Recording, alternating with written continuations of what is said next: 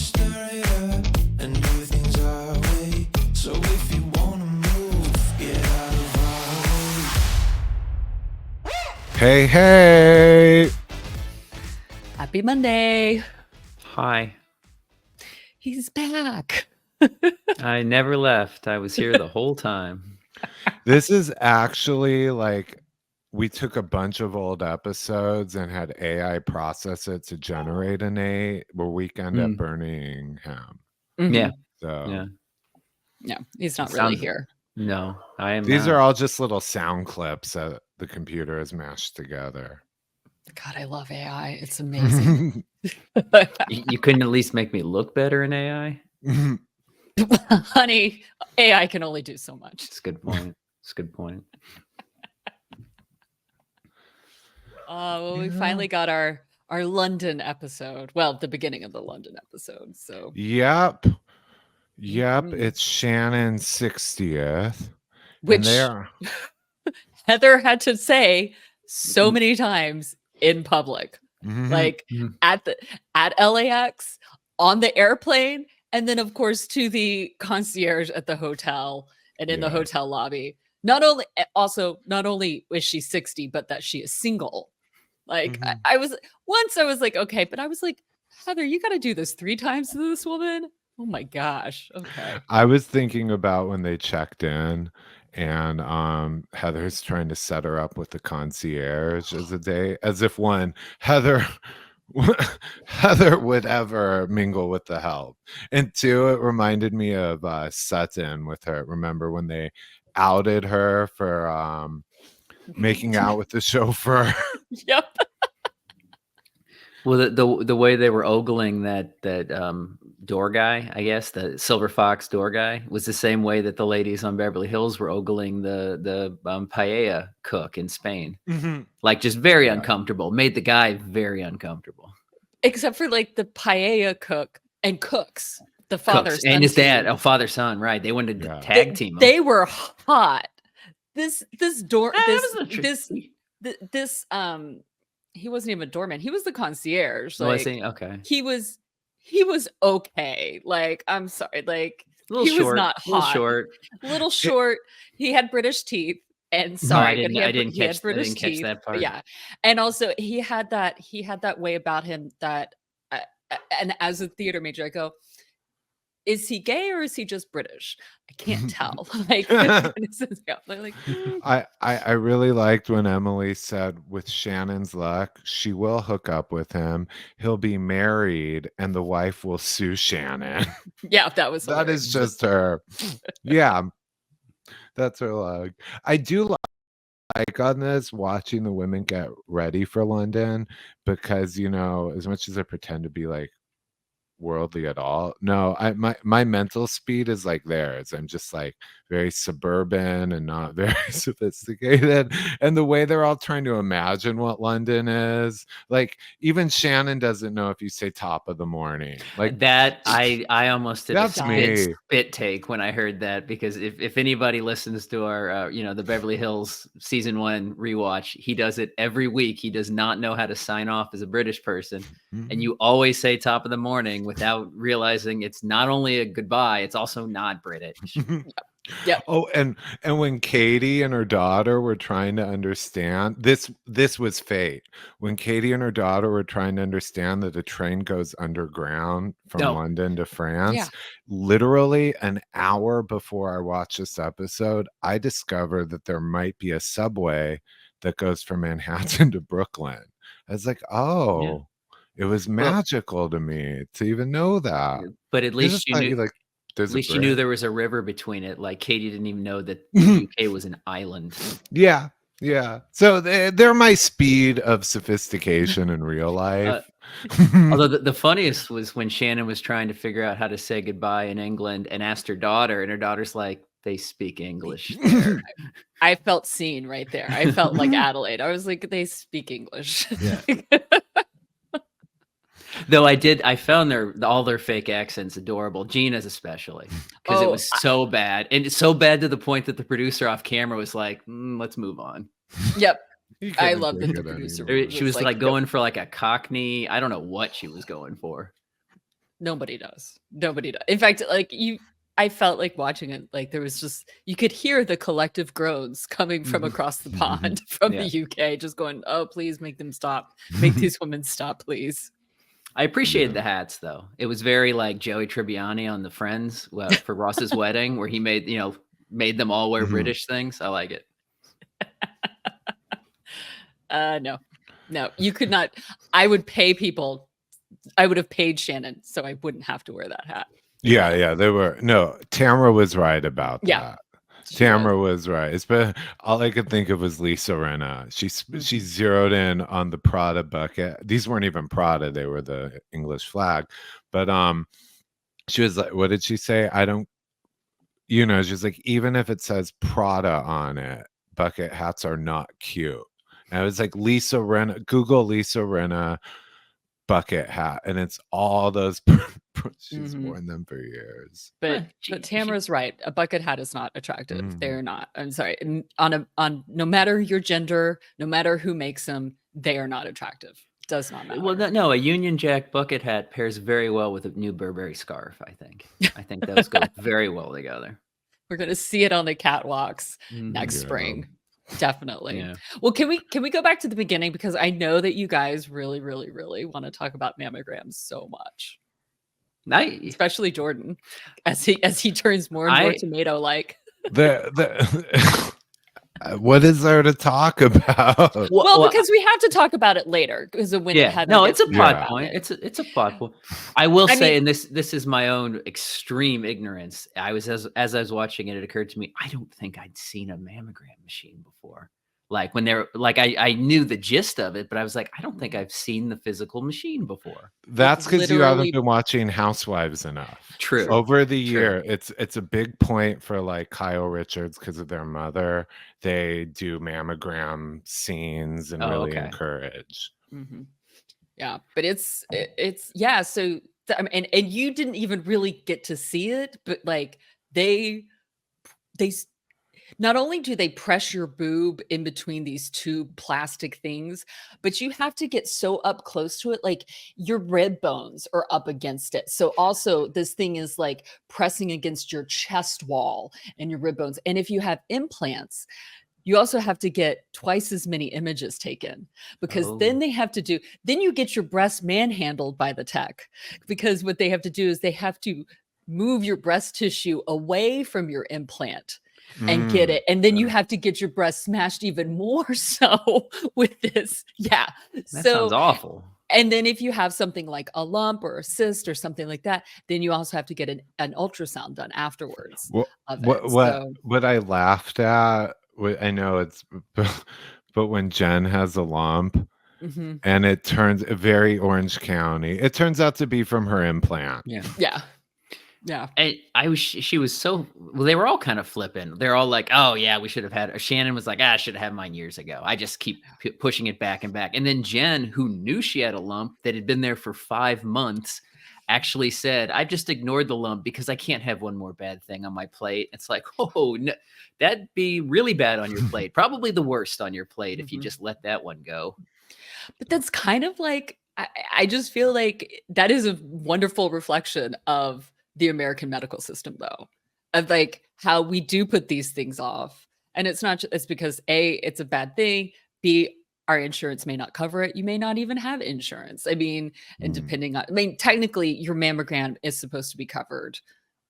You are supposed to get one basically free mammogram a year if you have health insurance. But if you don't have health insurance, then you're kind of fucked. And then, it's like, and also, like, anyway, I just think it kind of is, as much as I'm like banging my head, I go, but I've ignored things in the past too, when I didn't have health insurance or when I had subpar health insurance. I was like, let's just kind of like ignore this until I absolutely have to, or something like that. I didn't get my teeth cleaned for a while, I've done that too.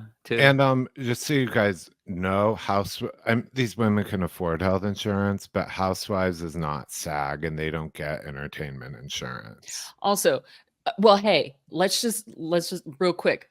RIP Shannon Doherty. She did not know that she had breast cancer because her SAG health insurance lapsed because you have to make a certain amount and they keep changing things. And this was one of the things they were fighting for in the SAG strike, the actor strike, is you have to make these minimums in order to make your health insurance. And if companies keep lowering their rates of what they're paying you, then you can't meet your minimums for your health insurance. So Shannon Doherty had not made her minimum on her health insurance. And I'm oversimplifying it because it was a little bit more like her manager at the time didn't tell her. And so she could have maybe scrounged up a job or something like that to make it. But she missed out on her health insurance. And so she missed a mammogram. She missed like some diagnostic stuff. And so she missed that breast cancer lump, which then ended up growing and killing her. So and only not even a large person. I know a lot of other actors who have lost their SAG health insurance over the last few years, who are working actors who don't quote unquote make enough. So but you're right. Like they're not SAG, they're not union. They have health insurance either on their own privately or through their spouses. Yeah. But what was I gonna say? I mean, this scene was mixed with two things because you have like we're gonna get into later.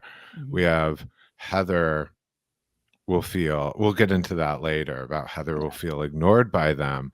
But in this scene, it also reveals Alexis, the clapback, Shannon, the text. Yep. I have to say, I did enjoy Alexis's text back. I mean, I didn't know she had it in her. It was really well. It was edited well. To be honest with you, I mean, I do hear John a bit in that too. It may have been. And although I will admit that if I was the Alexis in this relation, if I was in like this type of situation, I would have said the exact same thing. I would have been like, well,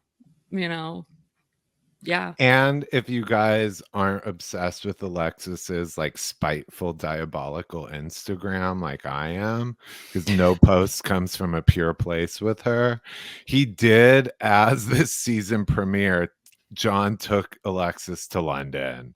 And now it makes sense. It was like timed for the show to throw it in their face. Like, well, he'll take me. And then they shortly got him. But guys, she just wants to move forward. She wants to get past this. She just wants peace. Just peace. Yeah.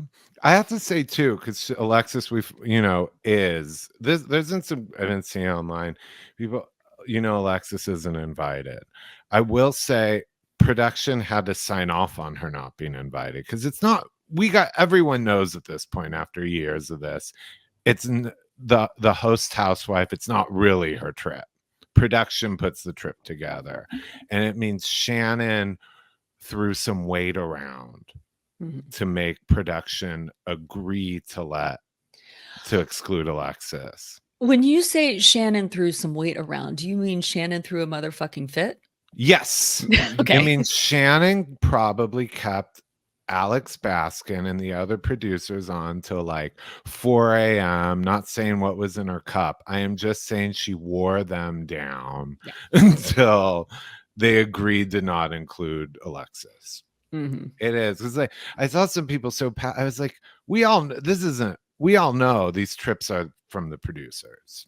Yeah. Well, Tamra kind of gave it away because Tamra was giving to the confessional, giving her shit about buying these $600 scarves for everybody, while not mentioning that Shannon did not pay for the trip, because that would cost considerably more than a $600 scarf if she was sending her friends to these suites in London. And they were on the plane, they were in the pod section, which is business or first. So I mean, they have a nice trip. I didn't know JetBlue flew internationally. I didn't know either.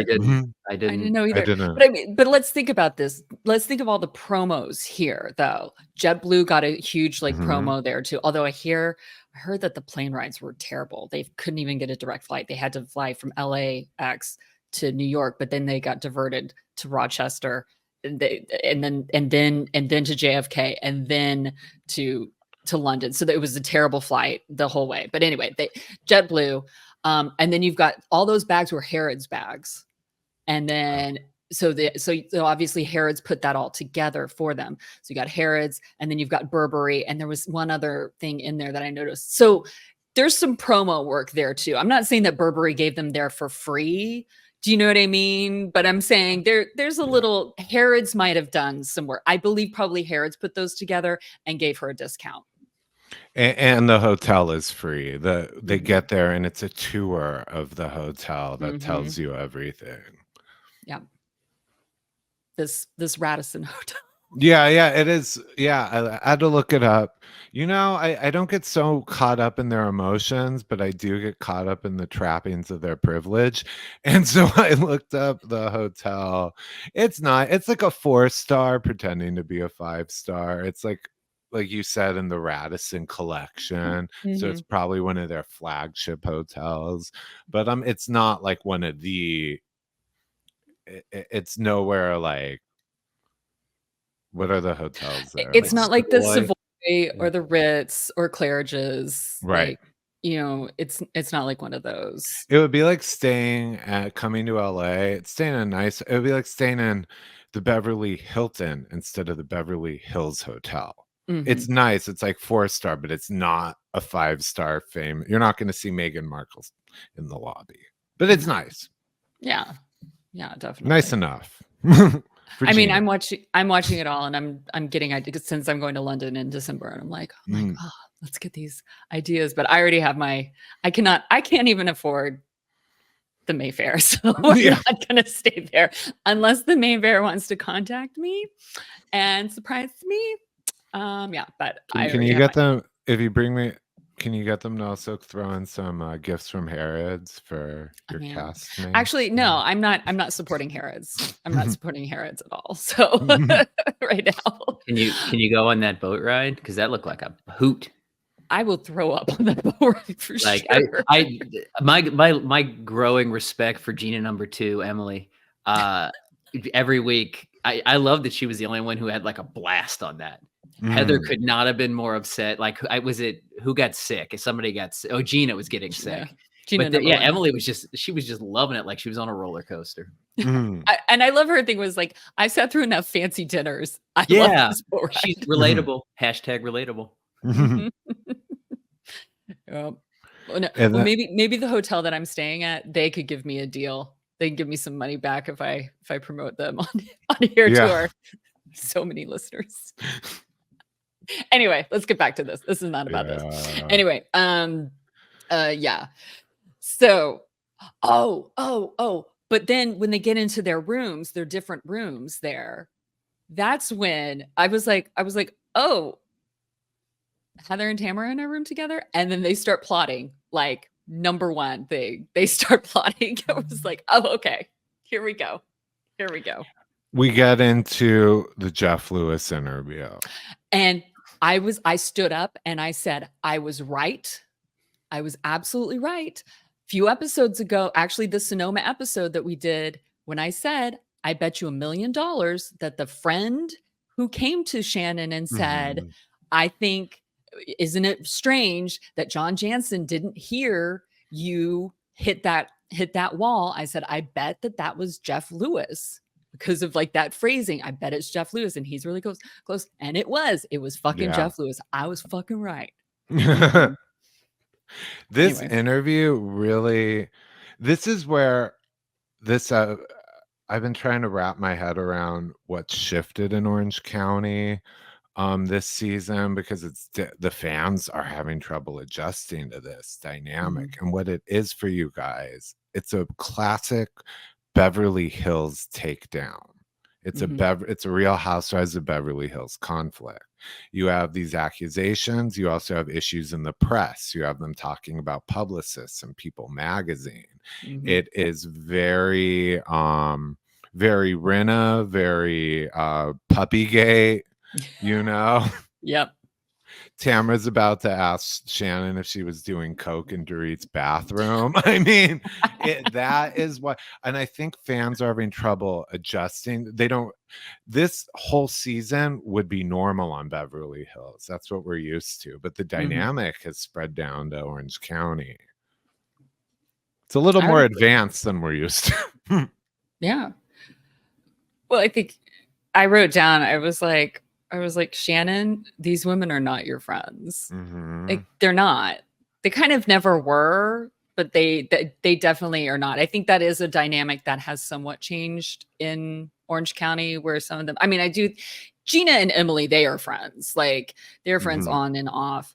But the rest of them, like, no. And we talked about it a little bit the other week that Vicky isn't really, like, Vicky has been a good friend to Shannon this year, but was not a friend. Like, it was always for the plot. It was always for the story. Right. So, but the veil is dropping now. Right. It's, you definitely see how things are produced more. In Mhm. the dinner we'll get to, they talk about we're on a reality show. Mhm. I mean, they're acknowledging that this isn't just beach yoga. But to be honest, like, I had to watch it back a couple of times. Like, granted, as I said, I watched the episode usually twice, and I felt that this, for me personally, and I admit that I am a Shannon fan, but I'm not a Shannon stan. I'm not a Mhm. stan for anybody. So, and while I sometimes want to give Shannon like a pass on things, sometimes I don't, but whatever. Anyway, I felt that this was something of a nothing burger, to be honest with you. I didn't understand why Heather was so upset, besides like for the storyline part, because when she told Heather this whole thing, and then Heather said to her, "Do you believe that John Janssen didn't hear it?" I had to Mhm. replay this a couple of times. Shannon either said no or said, "I don't know." Mhm. And so it's one or the other. And then when she's on, but she also said, she admitted that Jeff Lewis basically came to her like 10 days after the fact. So then when she's on with Jeff Lewis, she's like, I didn't really ever think of that. It hadn't occurred to me. I'm sorry. She said, I haven't really thought about it, Jeff. And I was like, well, is she saying that about this very moment, or is she saying about that when you came to her, Jeff?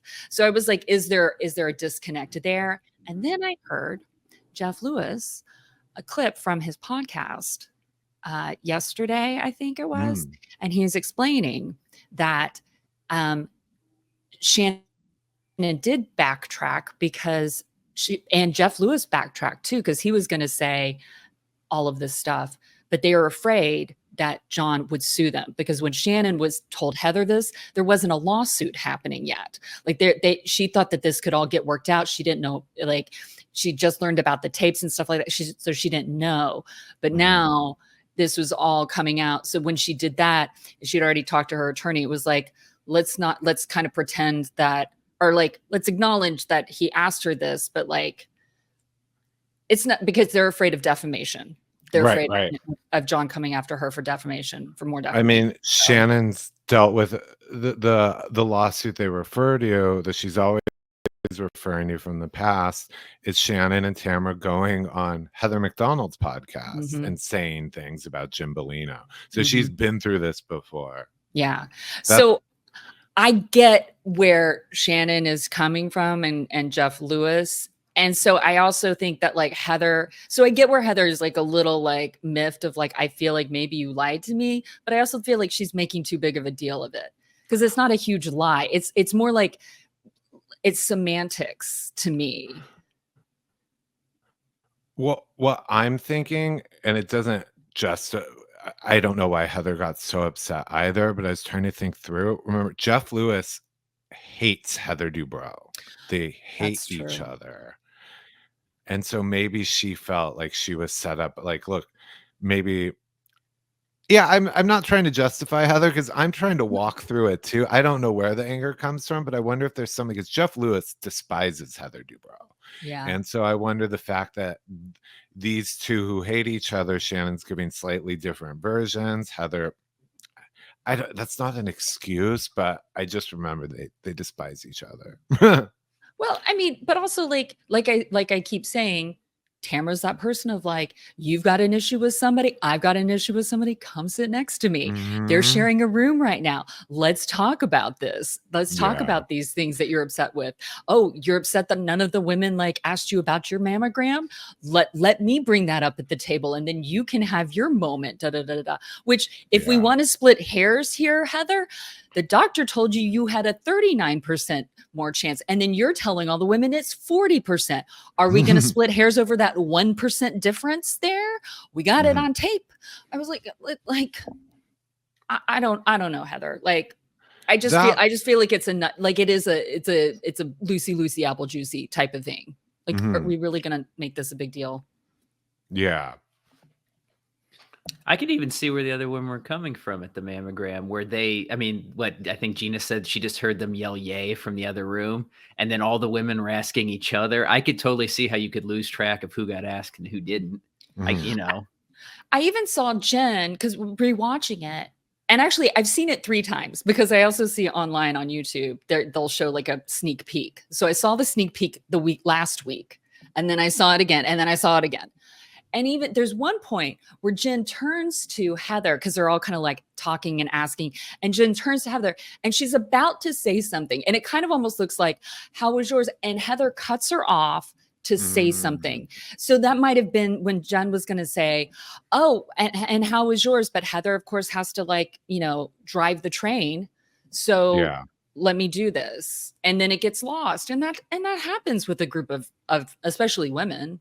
Like we lose the plot a lot of times when we're having conversations. It's like, oh, what were we actually talking about? Okay, here we go. But yeah, also, and then I'm sorry, when Heather got upset about it, I totally get being upset that like I brought all these women together and then they're all like congratulating each other, but nobody's like thinking about me. I get feeling left out.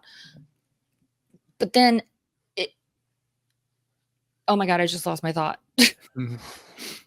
Join the group.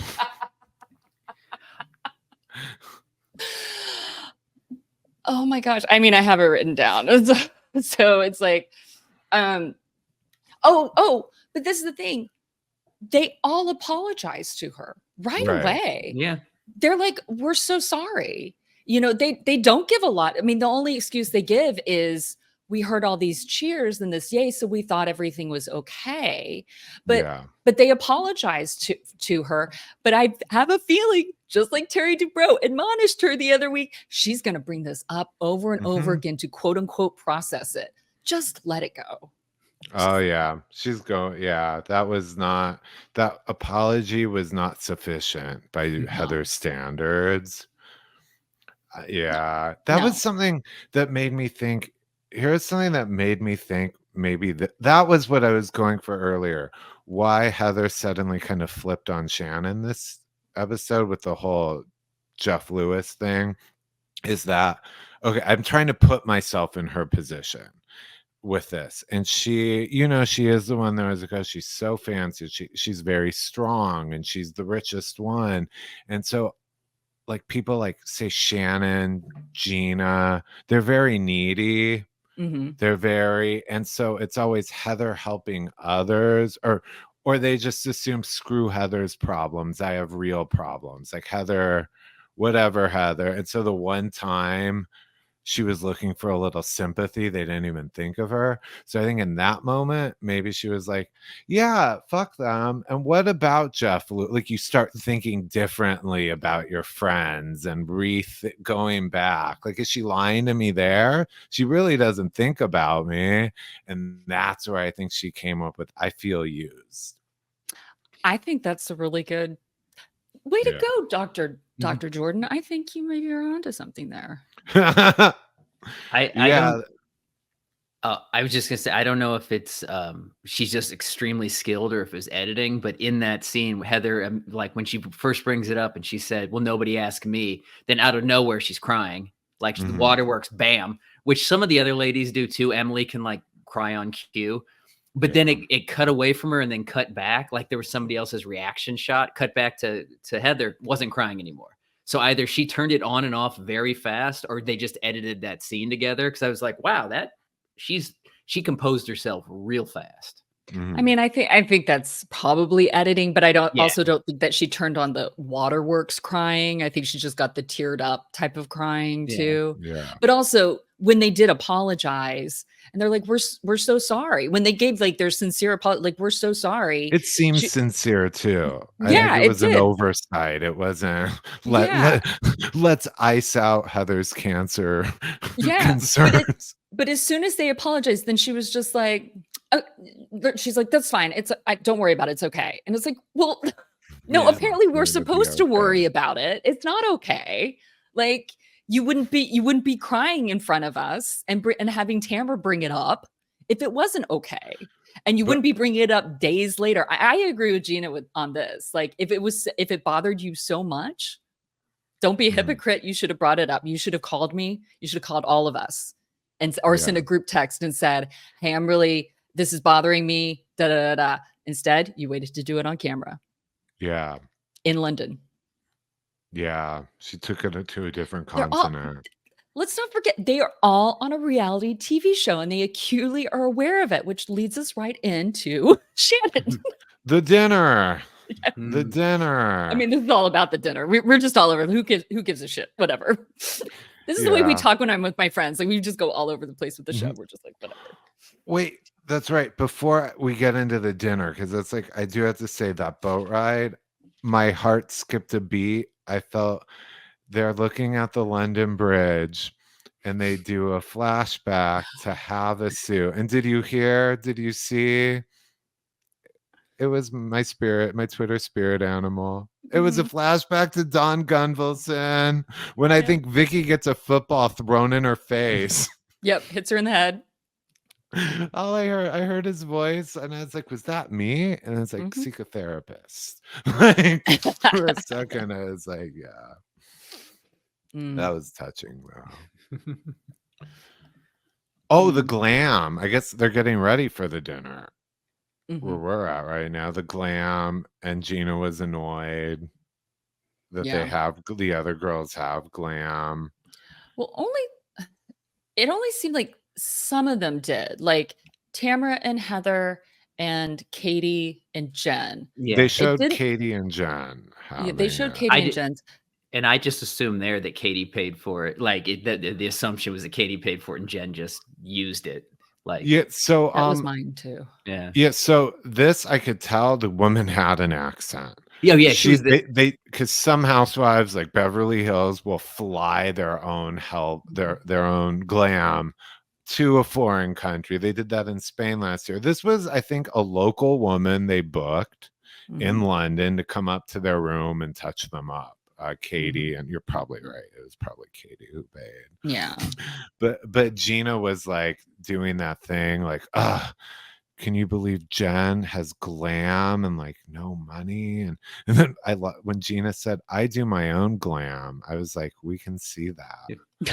Well, no, she said she hired like somebody once, stole all their tips, and then the producer off camera said, so you're scamming. And it's, well, that's not really scamming. That's just learning from a stylist and doing it yourself. But then Gina had the great line. She's like, yeah, it's a scam. I'm a regular Ryan. I was like, oh, burn.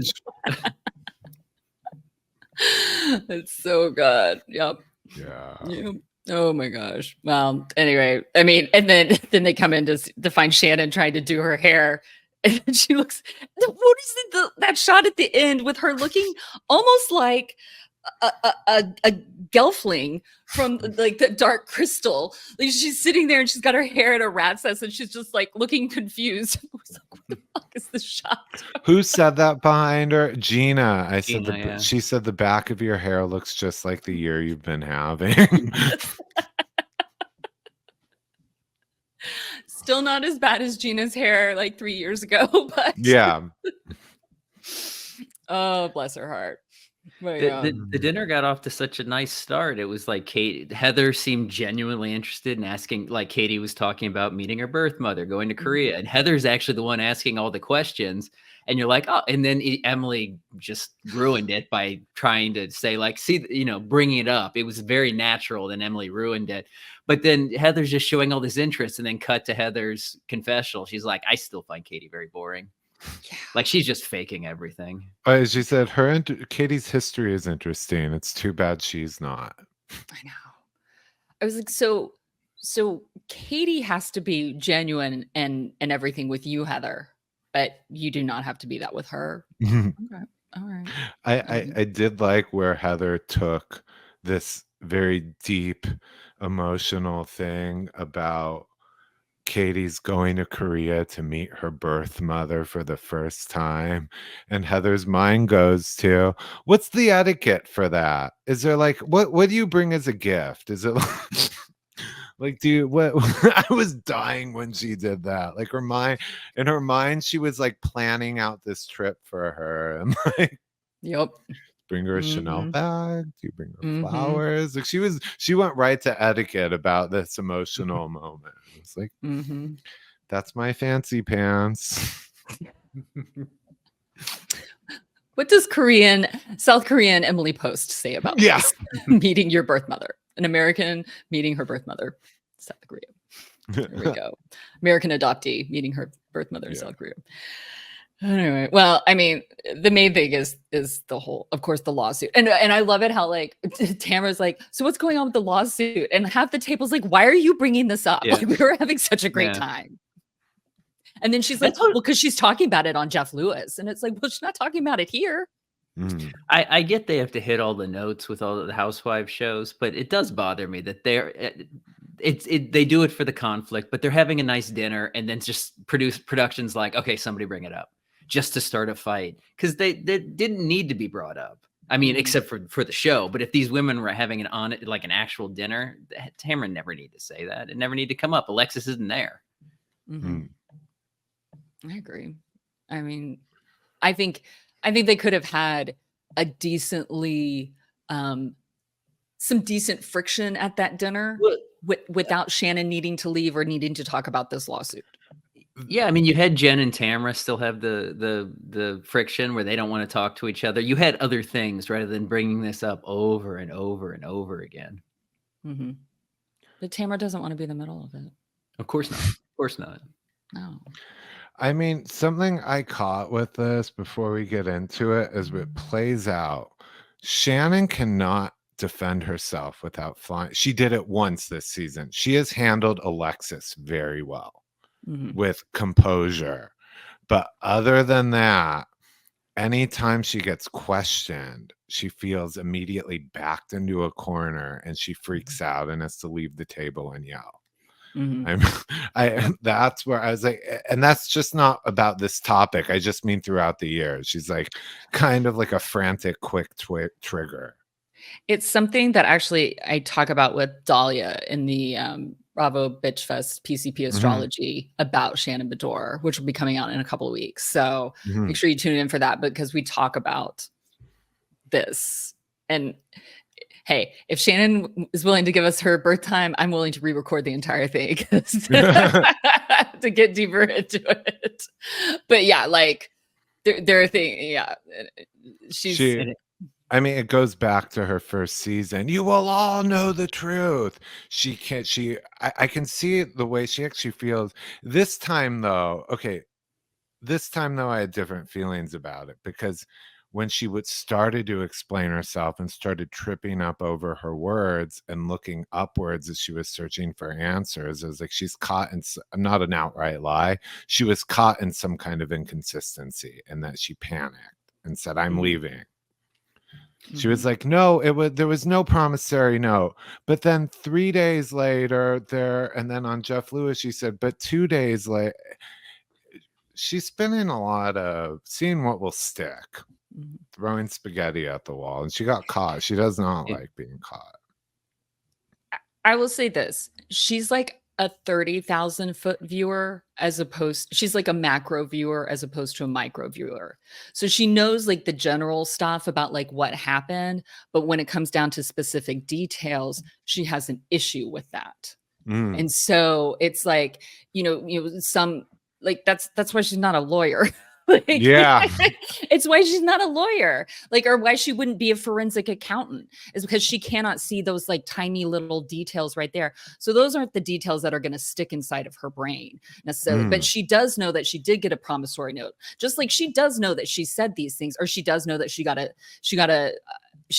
a message from Alexis about the Jim Bellino thing. She knows that something came from him. Like, we'll talk about that in a minute, but that's what I'm going to say here is that but she gets also even more, she starts second guessing herself, because she's like, if I don't get it exactly right at this exact moment, they're going to come for me and say, again, on semantics, that I'm a liar, where I'm not really lying. I just have like a couple of things mixed up, but what I'm saying is right. The gist of what I'm saying is right. Just because I got like a day off. Oh, okay. So it happened 30 minutes later. Oh no, I'm a liar. Well, the one thing, the days weren't a big deal. But the story. I'm using that as an example. But. Yeah, but with the Jeff Lewis thing, I think what hit them is that the issue of the promissory note. Well, yeah, I agree with that. Yeah, there was because no I was promise. like, where the fuck does that come from? Earlier in the season, she flat out said specifically there was no promissory note. And now she's like saying, well, there was one, but he didn't send it for a few days. Like, how soon did you think you were going to get it? You think he was going to have it on hand immediately? And the other thing, what she said on Jeff Lewis. So I get why this was an issue for the other women, where she phrased how the conversation went for him to give her the money. And it does sound like he offered it to her as a loan. He said she went to him and said, God, I need like 75,000 for this facelift, or whatever the amounts were. And he said, trying not to give it to her, he said, oh, it would be great if you could get a low interest loan. And she said, well, you have the money. Yeah. And that's where it ended. She didn't have to say that. She kind of didn't. It kind of incriminates her there. Yeah. Yeah. It does, because that's just her word against his, but she actually recounted the conversation in a way that gives his argument more weight to his argument. So I mean, I was like, oh girl, shut your mouth. But yeah. She didn't have to tell us that. We could have just stuck to the papers, but nope. And there's no way when they were saying like, well, should you be talking about this with a lawsuit pending? And she said, oh, no, my lawyer said it was okay to hit back. No lawyer in the world would say to hit back. Like Emily should have stepped in and like, no lawyer would ever tell you to do that, to go on a podcast and talk about it. Yeah. No. As we know from Erica Jane and Karen Huger, like, because those bitches, they went talking when they're in the middle of lawsuits, much to everybody's frustration, because we wanted to hear everything, and it stopped storylines in their places, but they were able to create storylines around it. I mean, I think, I just was like, oh, what the fuck, Shannon Beador, what the fuck. Yeah. And this was like I don't know, I'm just throwing out a number, but like, it seems like the 5th or 6th time Shannon stormed off mid-dinner this season. And to a T, every single time afterwards, Tamra has to go, I bet she's running to the bar. Messy ass. This time drunk she was Tamra. right. I know. And as soon as Tamra said it, I'm like, God damn it, you're doing this again. You're probably drunk. And then she did go to a bar. No, I was so mad. Because I just wanted Tamra to be a bitch and not write the stuff that she was. Oh, man. Yeah. Well, no, but then Shannon was sitting at the bar and she first ordered a Diet Coke. I'm like, oh, okay. Or it was some non-alcoholic drink. Might not have been a Diet Coke. I was like, okay. And then she's like, and a Belvedere soda. I was like, God damn it, Shannon. Yeah. That played right into it. Yeah. We need to get her into smoking. I get in a situation like this, I'm like, bye, bitch. Find me like 10 feet to the side of the valet. I'll be out there smoking and like voice texting or something. Don't run to the bar when all eyes are on you. Yeah, I wish she would stop that. Oh my gosh. Oh. I mean, real quick, going back, just because I have a note about it with the Heather thing, Heather getting mad at Shannon. No, actually, in a lot of, I think she'd already left. when Shannon's already left and she's talking to Gina, and like, they're talking at the table, but even like Heather's like, I just feel used. And Jen's like, why do you feel used? Like she was confiding in you. Like Jen was kind of being like a Greek chorus in a way of like being like, I'm like, now I'm going to have to watch what I say to you. But I also was like, you cannot quote unquote confide in somebody on camera in a reality television show. I'm sorry, Shannon. Like as much as I can see how they can forget the cameras are there, you also cannot forget that the cameras are there. That's why I get frustrated with the stan culture, because when at certain times they want us to suspend reality, I don't mean reality, they want us to suddenly be like, but it was a tender moment between friends. They had camera crew. These are professionals.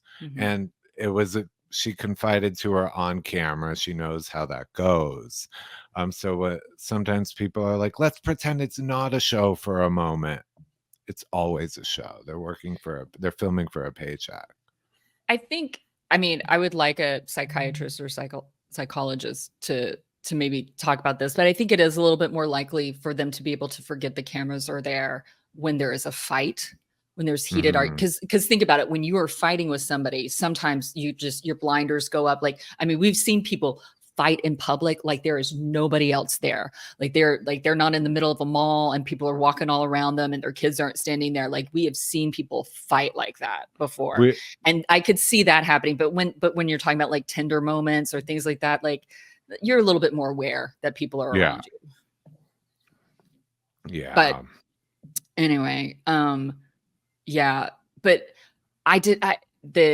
Gina's just been so sweet to Shannon this year. And it makes me really like Gina a lot more than I ever have, because in a lot of ways, Shannon doesn't deserve Gina's love. After what Shannon did to her last year, honestly, Shannon like Gina could easily say, karma's a bitch and you're getting what you deserve. Yeah. But Gina's just being a really good Christian and like a better person than I would be, to be honest with you. Oh, I would not be like Gina. Nope. Nope. No. But then, oh my God, then we get the second like damning text. And this is again where I'm talking about 30,000 foot view Shannon.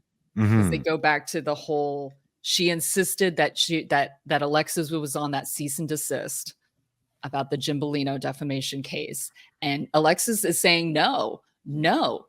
And I believe Alexis. I mean, she was not on that, but she was on that text. And that's what like Shannon's confusing. Shannon's like, no, you were a part of this. You instigated this. Okay, no, you weren't on the cease and desist letter, but you sent me a text. Saying we an hour. And this is where like she confuses these details about things. She knew Alexis was on paper in there somewhere. She just wasn't getting the exact. Exactly. And she wouldn't have noticed it had she not sent the text to Alexis that everybody else told her not to send. Right. These texts have really been good between Alexis and Shannon. I just enjoy it. Like they're both. I'm like, damn. I'm like, take notes on how they wrote that.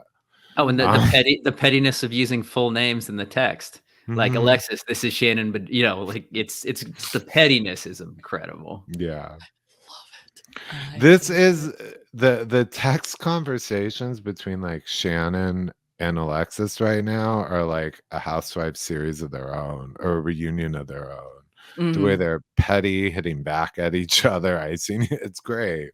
Well, actually, now that I think about it, the reason that Shannon did the Alexis, this is Shannon Beador, she just assumed Shannon or Alexis erased the number. So it would just come from a random number. I'm guessing it's not just being like, but Alexis in response was definitely being petty, where she said, hey, Shannon, this is Alexis Bellino. Like she was that was petty for sure. Yeah. Oh my God. If the marriage goes through, I'm going to love it when Shannon gets the text saying, hi, Shannon, it's Alexis Janssen.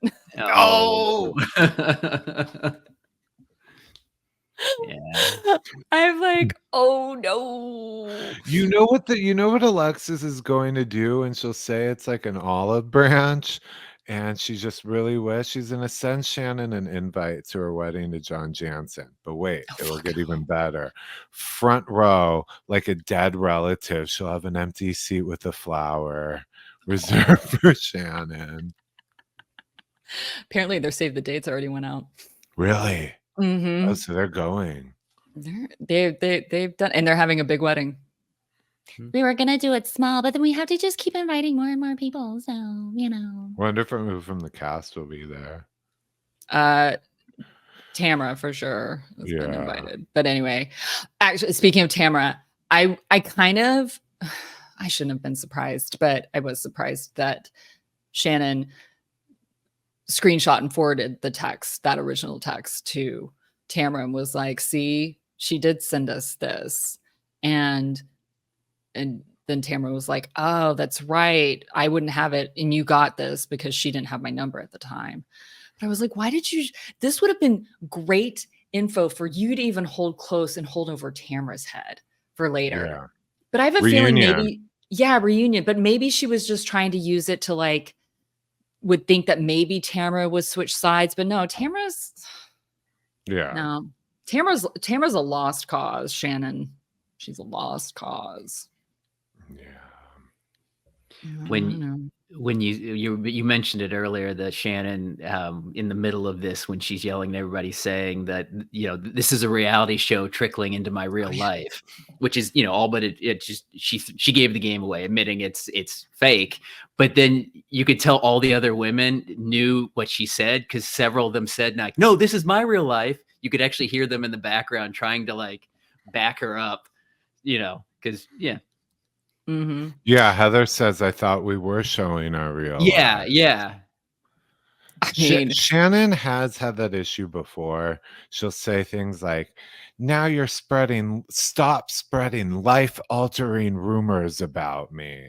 And her whole thing seems to be kind of that there's the show, and then what she tells, which all housewives are. I shouldn't narrow. Shannon's just the one who said that kind of stuff on camera. But all housewives have their TV game and then their private lives. And but this isn't the first time she's kind of said that. Like, yeah. Like what you're saying about me is affecting me off of TV. And then it's like, we're supposed to pretend. Yeah.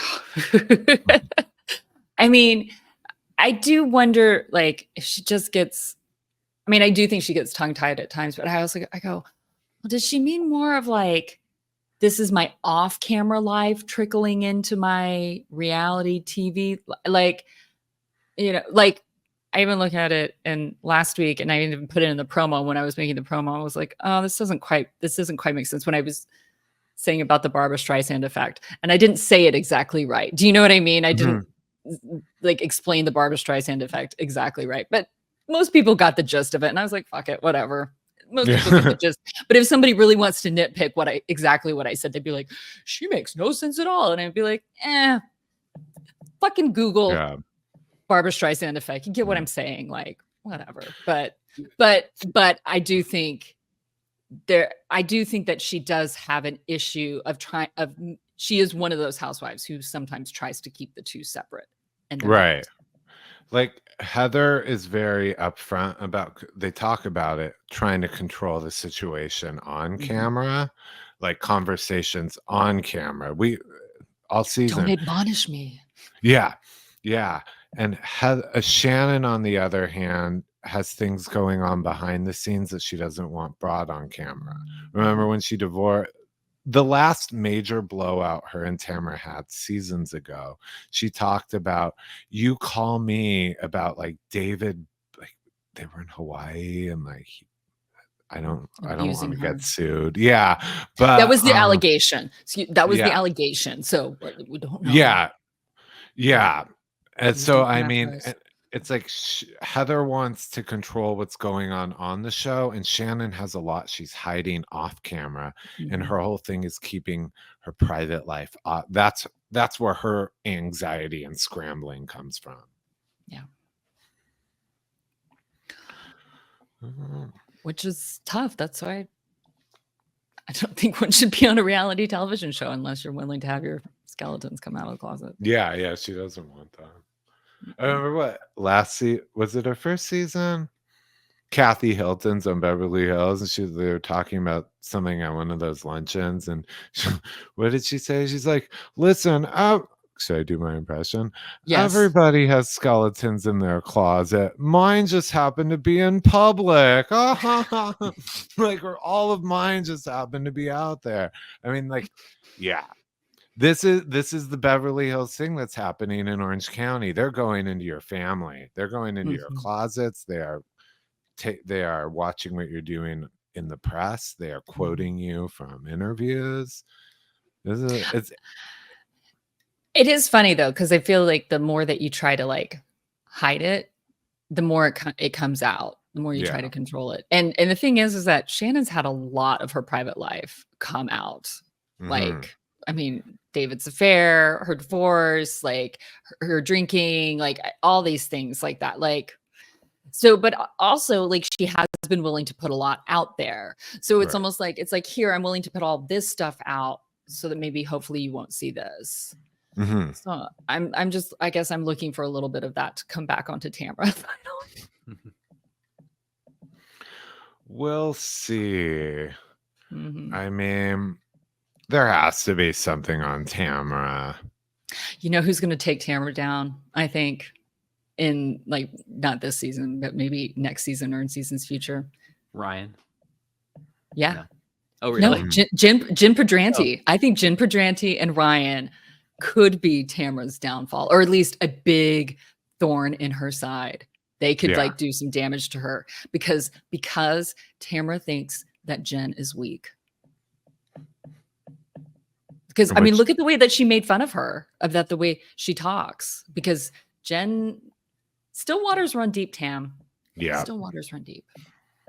She's killing them with kindness right now. I can't wait for that confessional where she's like, "Well, actually, about Eddie, my hairdresser saw him on Grindr. No, I'm not putting up."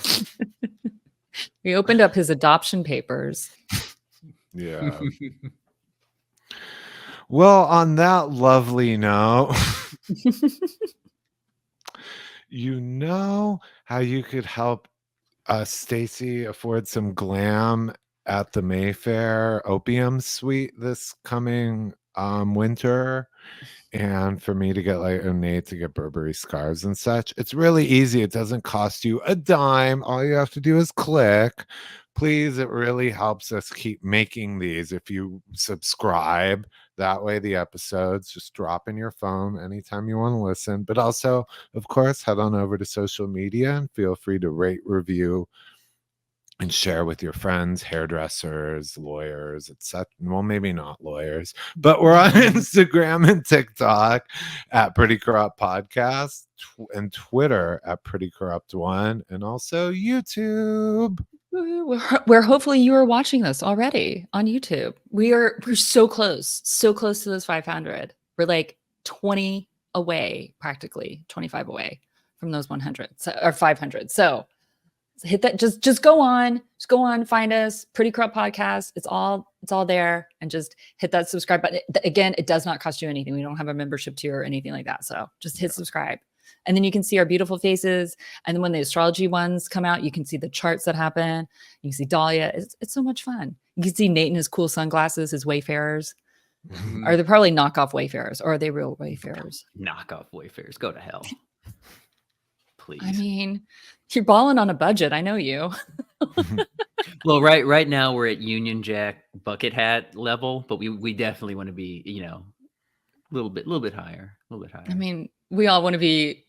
I would like to be able to come back from London having bought the guys Burberry scarves, so that we could like start off the year with Burberry scarves from London. Or maybe we'd have the money to make a nice boudoir photo for each of us. Yeah, you guys could look like pimps and I could look like the madam. No, I'm picturing Jordan and I will end up looking like that George Costanza painting on I will settle for a Prada bucket hat if so. I mean, Think of something English, because when I go to Milan, then I'll get you a Prada bucket hat, okay? What's in England? A jaguar? Help make Jordan's Jaguar dreams come true. All Yeah. right. Jordan, you're slipping, man. You could have gone Rolls Royce and you went Jaguar. I'm humble. I'm simple. We all our know that. He's our humble queen here. Pip, top of the morning. Nope. Pip, cheerio, mateys. Cheerio. There you go. Arg.